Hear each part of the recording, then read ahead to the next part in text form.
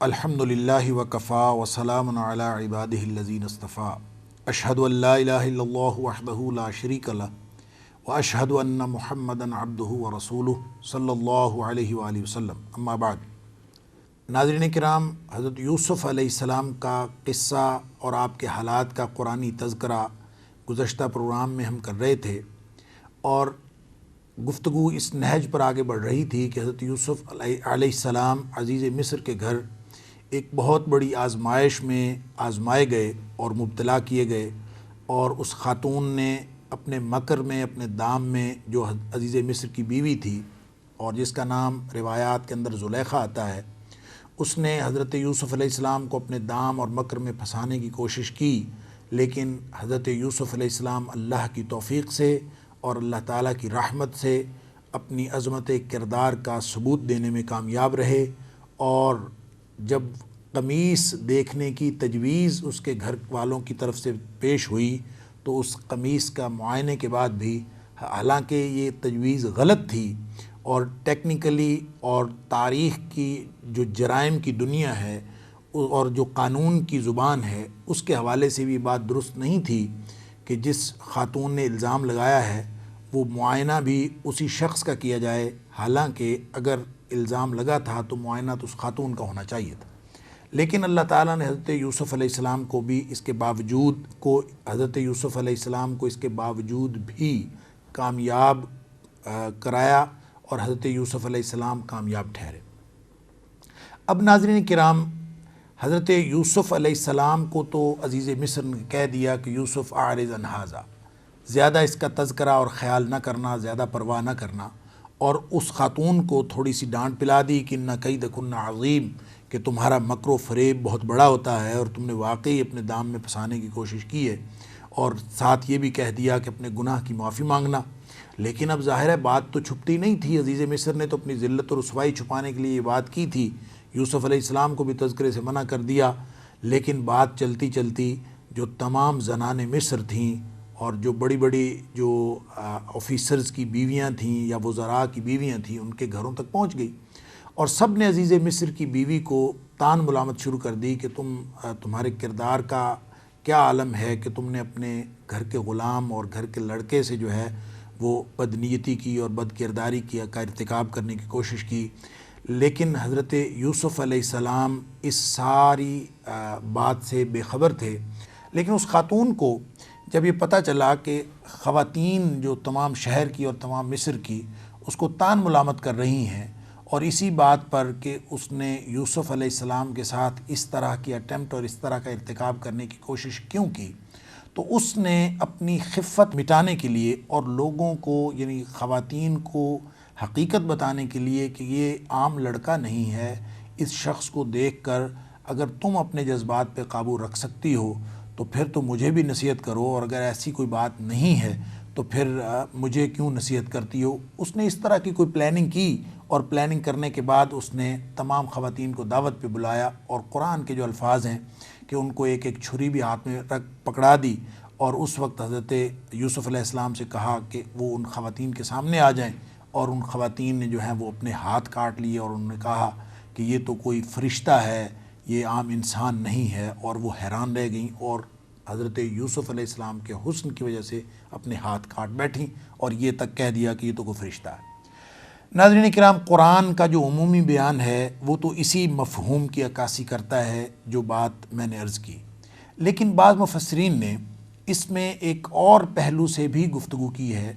کہ وہ خواتین جو وہاں پہ موجود تھیں اور جن لوگوں کو اس نے ضیافت پہ، زلیخا نے ضیافت پہ بلایا تھا،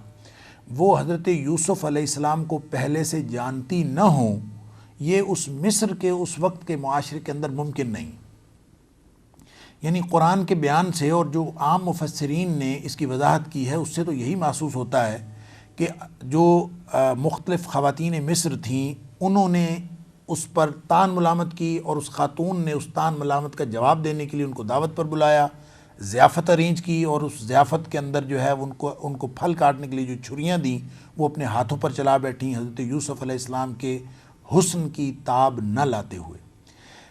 ظاہراً تو یہ بات محسوس ہوتی ہے، لیکن مفسرین نے لکھا ہے کہ یہ ممکن نہیں کہ وہ معاشرہ اس وقت کا معاشرہ جو بت پرستی کا معاشرہ تھا اور حیا اور پاکیزگی کردار کے اعتبار سے وہ کوئی مثالی معاشرہ نہ تھا، اور اس بے حیا معاشرے کے اندر اور اس بے باک معاشرے کے اندر یہ بات ممکن نہیں ہے کہ خواتین مصر نے حضرت یوسف علیہ السلام کو اس سے قبل دیکھا نہ ہو یا حضرت یوسف علیہ السلام کے بارے میں زیادہ جانتی نہ ہوں۔ تو وہ جانتی تھیں، تو ہوا اصل میں یہ ہے، یہ ان مفسرین کا خیال ہے کہ ہوا اصل میں یہ ہے کہ وہ خواتین جانتی تھیں، اور ان کو جب پتہ چلا کہ زلیخا کی جو ایک بہت خوبصورت خاتون تھی، اس کی اس پیشکش پر، گناہ کی پیشکش پر حضرت یوسف علیہ السلام بچ نکلے ہیں، اور نہ صرف بچ نکلے ہیں بلکہ پوری طرح انہوں نے ریزسٹ کیا ہے اور اصرار کر کے اپنے دامن کو کسی بھی طرح سے داغدار ہونے سے بچا لیا ہے اور محفوظ رکھا ہے، تو انہوں نے سب نے زلیخا کی مدد کے لیے اس سارے معاملے کے اندر کودنے کا پروگرام بنایا، اور پلاننگ یہ کی کہ ہم سب مل کے یوسف علیہ السلام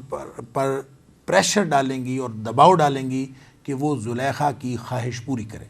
اور اس بے حیا معاشرے سے یہ کچھ بعید بات نہیں ہے کہ ایسا ہی ہوا ہو، لہٰذا ان مفسرین کا خیال یہ ہے کہ ان خواتین نے اکٹھے ہو کے حضرت یوسف علیہ السلام کو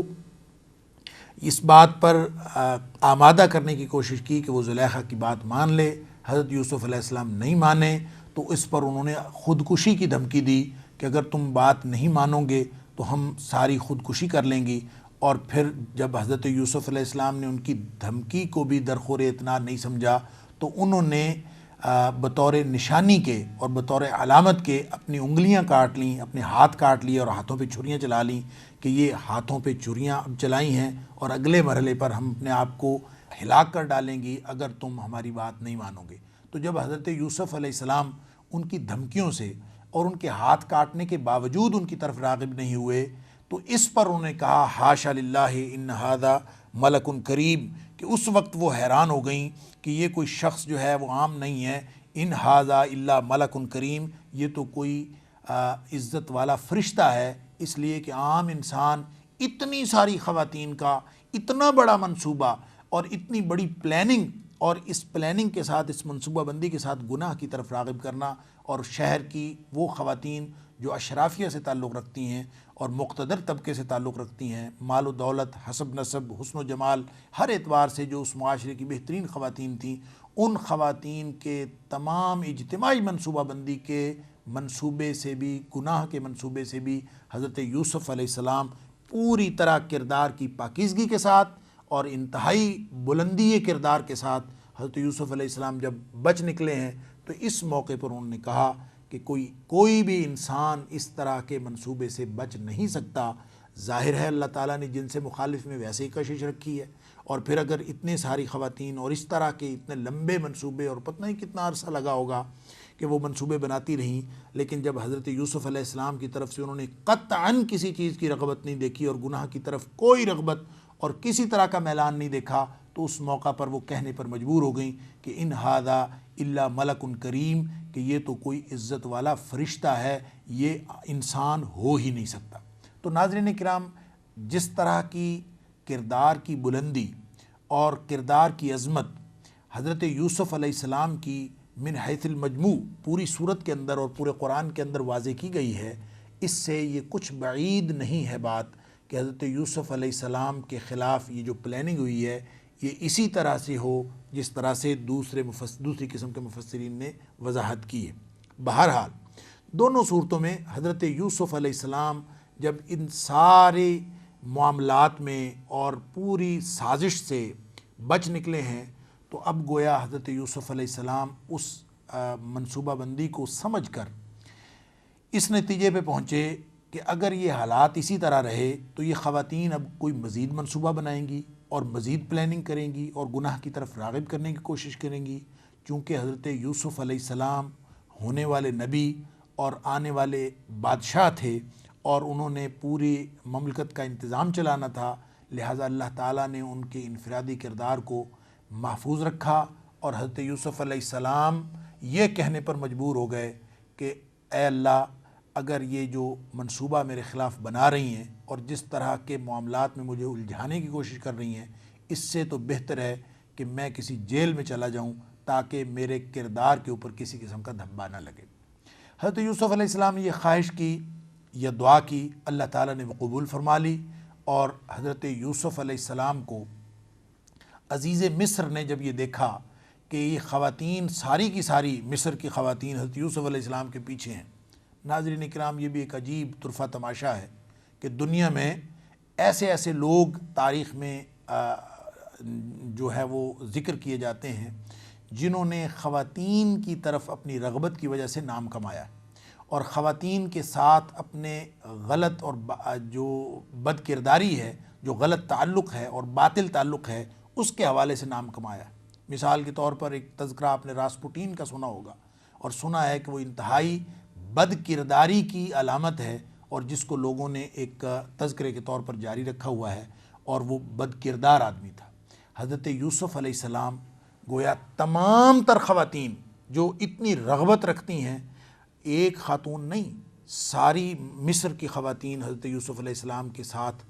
تعلق بنانے کی رغبت اور میلان محسوس کرتی ہیں اور منصوبے بناتی ہیں، اور حضرت یوسف علیہ السلام ان منصوبوں کے خلاف اس سے محفوظ رہنے کے لیے فرماتے ہیں کہ اللہ مجھے جو جیل ہے وہ اس سے بہتر ہے۔ فرمایا رب السجن احب الیہ، اللہ جیل مجھے زیادہ پسند ہے مما یدعوننی الیہ، جس طرف یہ مجھے بلا رہی۔ گویا انسانیت جہاں مسخ ہوتی ہے، انبیاء اس کے قریب بھی نہیں جاتے۔ یہ ایک ایسا غلط راستہ ہے کہ انبیاء اپنے آپ کو محفوظ رکھتے ہیں، اور اللہ تعالیٰ بھی انبیاء کو محفوظ رکھتا ہے۔ حضرت یوسف علیہ السلام کا یہ قصہ اور آپ کے یہ کردار کی داستان ان لوگوں کے لیے بھی نمونہ ہے جو دور جدید کے اندر اپنے آپ کو ایڈمنسٹریٹر اور منتظم قرار دیتے ہیں، اور یہ سمجھتے ہیں کہ منتظم کی جو زندگی ہے یا ایڈمنسٹریٹر کی جو ذاتی زندگی ہے اس کا اس کی اجتماعی زندگی کے ساتھ کوئی تعلق نہیں۔ حالانکہ منتظم، اچھا منتظم وہی ہوتا ہے جو اپنی ذاتی زندگی کے اندر بھی کردار کی پاکیزگی رکھتا ہو۔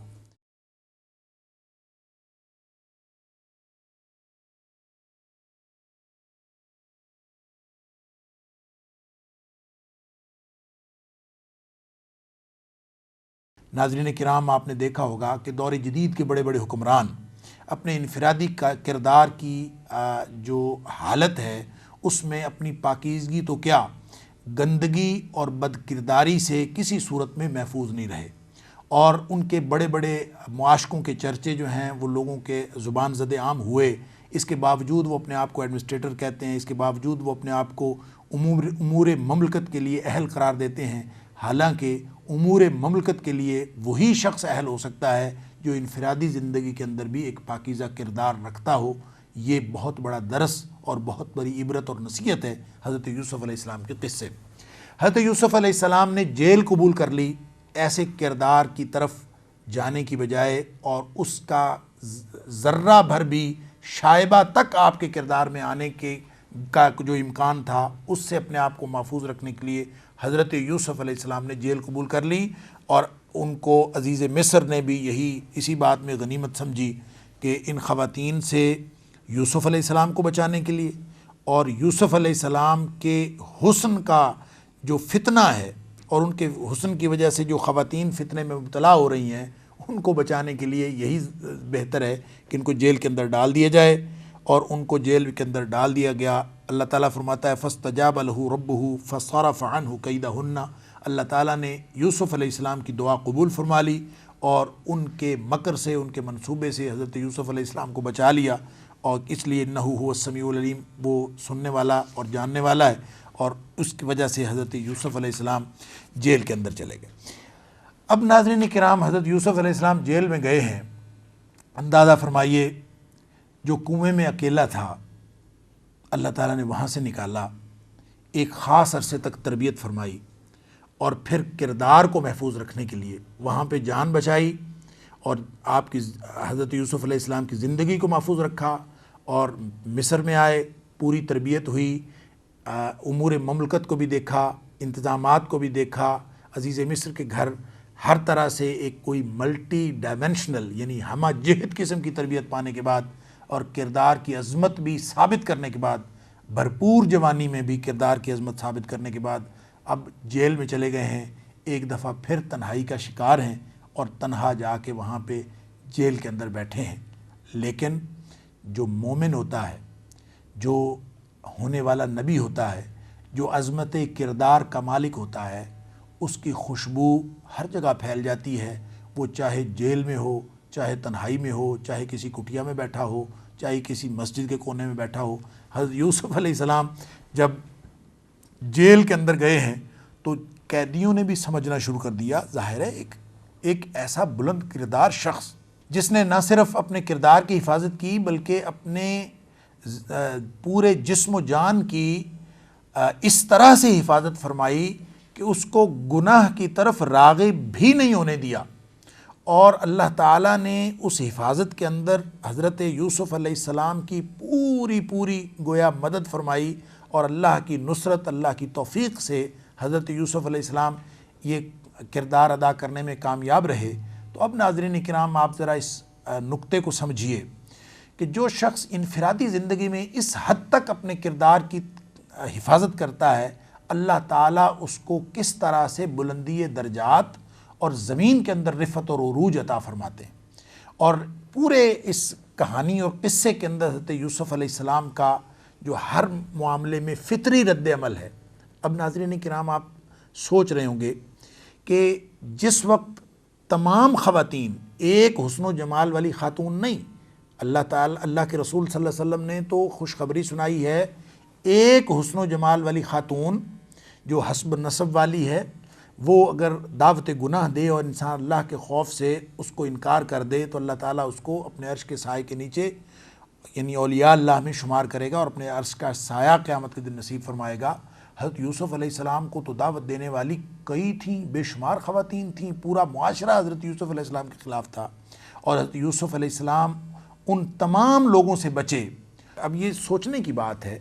کہ اتنی بڑی آزمائش اور اتنی بڑی اٹریکشن اور اتنی بڑی کشش سے حضرت یوسف علیہ السلام کس طرح سے محفوظ رہے۔ یہ جو پوری کہانی ہے اور اس کہانی کے جو مختلف موڑ ہیں، اس کا یہ ایک بنیادی نقطہ حضرت یوسف علیہ السلام اس وقت بیان فرماتے ہیں بالکل آخر پہ، جب اپنے بھائیوں کے ساتھ ان کا پہچان ہو جاتی ہے اور وہ اپنی پہچان بھائیوں کو کروا دیتے ہیں۔ بالکل کہانی کے اختتام پر جس کا تذکرہ آگے آئے گا، اس وقت حضرت یوسف علیہ السلام کو جب بھائیوں نے حیرانی سے دیکھا کہ یوسف، ہم نے تو تجھے کنویں میں پھینکا تھا، آج تو کنویں سے نکل کر اتنا بڑا بادشاہ کیسے بن گیا ہے، عزیز مصر کیسے بن گیا ہے۔ جب اس وقت انہوں نے حیرت کا اظہار کیا تھا تو حضرت یوسف علیہ السلام نے اس موقع پر یہ نقطہ واضح فرمایا تھا۔ اللہ تعالیٰ نے اس کو قرآن میں بیان فرمایا، اِنَّهُ مَن يَتَّقِ وَيَصْبِرْ فَإِنَّ اللَّهَ لَا يُضِيعُ أَجْرَ الْمُحْسِنِينَ، کہ نقطہ یہ ہے کہ حالات جو مرضی ہوں، چاہے انسان کنویں میں پھینکا ہوا ہو، یوسف علیہ السلام کے اوپر جس طرح کے حالات ہوئے، چاہے یوسف علیہ السلام کنویں میں تھے، چاہے وہ ایک غلام کی حیثیت سے قافلے کی پونجی میں شامل کر دیے گئے، چاہے وہ ایک غلام کی حیثیت سے چند درہموں کے عوض بیچ دیے گئے، چاہے وہ عزیز مصر کے گھر پرورش پانے لگے، چاہے ان کے خلاف عزیز مصر کی بیوی نے ایک گناہ کا منصوبہ بنایا، چاہے تمام خواتین مصر نے ان کے خلاف گناہ کے منصوبے کو عملی شکل دینے کی کوشش کی، چاہے جیل کے اندر جانا پڑا، اور چاہے جیل سے باہر نکل کر اس بڑے منصب پر فائز ہونے تک کے حالات کا سامنا کرنا پڑا، نقطہ ایک ہی ہے، اِنَّهُ مَن يَتَّقِ وَيَصْبِرْ، جو اللہ کا تقوی اختیار کرتا ہے اور صبر کرتا ہے۔ تقوی اور صبر، فرمایا فَإِنَّ اللَّهَ لَا يُضِيعُ أَجْرَ الْمُحْسِنِينَ، جو شخص تقوی اختیار کرتا ہے اور صبر کرتا ہے، اللہ تعالیٰ ایسے نیک لوگوں کا اور نیک کردار رکھنے والے لوگوں کا اجر ضائع نہیں فرماتا۔ ناظرین کرام، یہ تقوی اور صبر، تقوی تمام تر علمی بحثوں سے قطع نظر، تقوی دوہرے احساس کا نام ہے۔ احساس کا ایک رخ یہ ہے، اس احساس کا ایک پہلو یہ ہے کہ مجھ سے کوئی ایک کام ایسا سرزد نہ ہو جائے، قلب میں یہ احساس ہو کہ اللہ میرے سے کوئی ایک کام بھی ایسا سرزد نہ ہو جائے جو تیری ناراضگی کا باعث بن سکتا،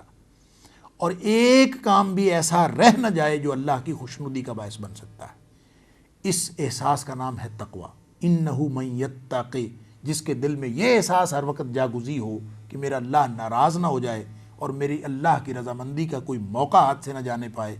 یہ ہے وہ بنیادی نقطہ جس نے حضرت یوسف علیہ السلام کو کنویں سے اور پھر اس کے بعد غلامی سے اور پھر اس کے بعد جیل کی قید سے نہ صرف نجات دلائی بلکہ وقت کا سب سے بڑا بادشاہ بنا دیا، اور بادشاہ بھی ان کو حضرت یوسف علیہ السلام پر انحصار کرنے لگا۔ یہ موقع اللہ تعالیٰ نے دنیا میں ہی عطا فرمایا، اور اللہ فرماتا ہے آخرت کا اجر تو ہے ہی بہت بڑا۔ تو دنیا میں ہی اللہ تعالیٰ یہ عروج اور کامیابیاں نصیب فرما دیتا ہے، تو اس میں اس کامیابی کے جو بنیادی نقطہ ہے اس کا ایک حصہ تقویٰ ہے اور دوسرا حصہ ہے صبر۔ گویا آپ یہ کہہ سکتے ہیں کہ پوری داستان یوسف علیہ السلام صبر کی داستان ہے۔ صبر لفظی معنی اس کا ہے روک لینا، اور اس کی بھی تمام تر تفصیلات سے قطع نظر میں صرف اس سمجھنے کے نقطے اور تفہیم کے نقطے کی بات کرتا ہوں کہ صبر حقیقت میں اپنے آپ کو اس فطری رد عمل سے روک لینے کا نام ہے کہ جو ہر شخص فطری طور پر اس کے اظہار کو ضروری سمجھتا ہے اور اپنی فطرت کا تقاضا سمجھتا ہے، لیکن اللہ کے حکم کی وجہ سے اپنے آپ کو روک لیتا ہے۔ اپنے اس فطری رد عمل کے اظہار سے کسی بھی سچویشن میں، کسی بھی موقع میں اپنے آپ کو فطری رد عمل کے اظہار سے روک لینا اللہ کے حکم کی وجہ سے، اس کا نام صبر ہے۔ اور ان اللہ مع الصابرین، جو اس طرح کا کردار پیش کرتے ہیں کہ اپنا فطری رد عمل اظہار نہیں کرتے۔ مثال کے طور پر کوئی عزیز فوت ہو جاتا ہے، نوحہ کرنے کو دل کرتا ہے، انسان نوحے سے رکتا ہے، کیوں؟ اللہ کے رسول صلی اللہ علیہ وسلم نے منع فرمایا ہے، اللہ کو یہ پسند نہیں ہے، تو یہ رک جاتا ہے، یہ صبر ہے۔ انسان کسی موقع پر، خوشی کے موقع پر کوئی اس کو خاص طرز عمل اختیار کرنے کا فطری تقاضا پیدا ہوتا ہے، لیکن وہ بات جس چیز کا تقاضا پیدا ہوتا ہے وہ اللہ اس کے رسول صلی اللہ علیہ وسلم کے حکم کے خلاف ہے، وہ خوشی کے اظہار کا وہ طریقہ چھوڑ دیتا ہے، یہ بھی صبر ہے۔ بعض اوقات انسان جنگ میں، مثال کے طور پر جنگ میں انسان اگر بڑی فوج کو دیکھتا ہے تو فطری رد عمل وہاں سے فرار حاصل کرنا یا بھاگ جانے کا تقاضا ہے، فطرت کا تقاضا بھاگ جانا ہے، فرار ہے، تو اس وقت فرار حاصل نہ کرنا اللہ کے خوف کی وجہ سے، اللہ کے حکم کی وجہ سے، یہ وہاں کا صبر ہے۔ اللہ نے قرآن میں فرمایا یا ایھا الذین آمنوا اصبروا وصابروا، کہ خود ذاتی زندگی میں بھی صبر کرو اور مقابلے میں بھی صبر کرو، یعنی ڈٹے رہو۔ تو کبھی عمل کرنا، چھلانگ لگا دینا صبر ہے، کہیں چھلانگ سے رک جانا صبر ہے، اور صبر اپنے آپ کو اس فطری رد عمل سے روکنا ہے جو فطرت میں تو پیدا ہوتا ہے لیکن انسان اللہ کے حکم کی وجہ سے اس کو روک لیتا ہے۔ اب یوسف علیہ السلام کی ساری زندگی